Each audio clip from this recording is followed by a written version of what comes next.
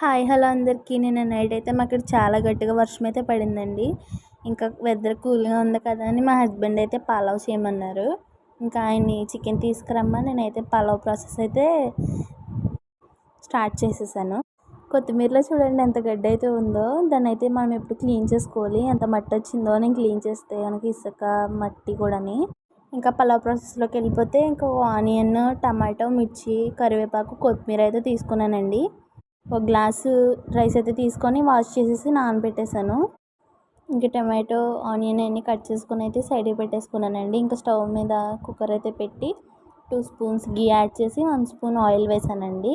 Biryani ingredients అయితే మా ఇంట్లో అయిపోయాయి, నేను చూసుకోలేదు.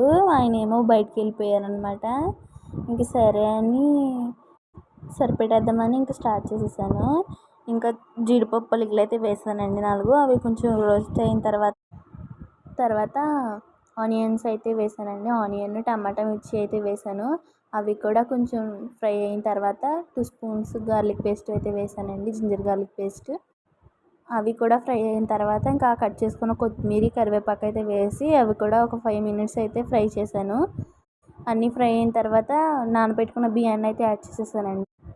యాడ్ చేసుకొని 1 కప్ రైస్కి 2 కప్స్ వాటర్ కదండి, ఇంకా వాటర్ కూడా యాడ్ చేసేసి ఇంకా సాల్ట్, పసుపు అయితే వేసి ఇంకా మూత పెట్టేశానండి. 3 విజిల్స్ రానిస్తే సరిపోతుంది.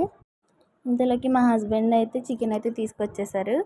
చికెన్ని వాష్ చేసి ఇంకా పక్కన పెట్టుకొని మా హస్బెండ్ అన్నారు, చికెన్ ఫ్రైలోకి నేను ఎప్పుడు ఆనియన్ యూజ్ చేయను, మిర్చి ఫ్రై చేసిన తర్వాత జింజర్ గార్లిక్ పేస్ట్ అయితే యాడ్ చేసి ఇంకా పసుపు వేసి ఇంకా అవి కూడా ఫ్రై అయిన తర్వాత చికెన్ యాడ్ చేసేసి ఇంకా అలా చేస్తాను. మా హస్బెండ్ అయితే గ్రేవీ కావాలన్నారని ఒక ఆనియన్ అయితే కట్ చేసి చిన్న చిన్న పీసెస్గా ఇంకా అవి వేగించిన తర్వాత జింజర్ గార్లిక్ పేస్ట్ వేసి అవి కూడా ఫ్రై అయిన తర్వాత పసుపు అయితే వేసి చికెన్ అయితే యాడ్ చేసుకున్నానండి. వాష్ చేసేసాను, ఆ క్లిప్ అయితే యాడ్ చేయలేదు.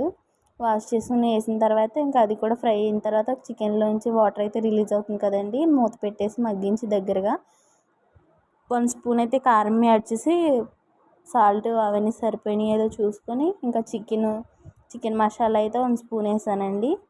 వేసిన తర్వాత కొంచెం ఫ్రై అయిన తర్వాత కరివేపాకు, కొత్తిమీర అయితే వేసి తిప్పేసుకొని ఇంకా స్టవ్ ఆఫ్ చేసేయడమేనండి.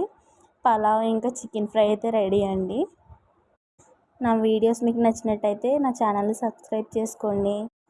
మీరు ఎలా చేస్తారో కామెంట్ అయితే చేయండి. Thank you for watching.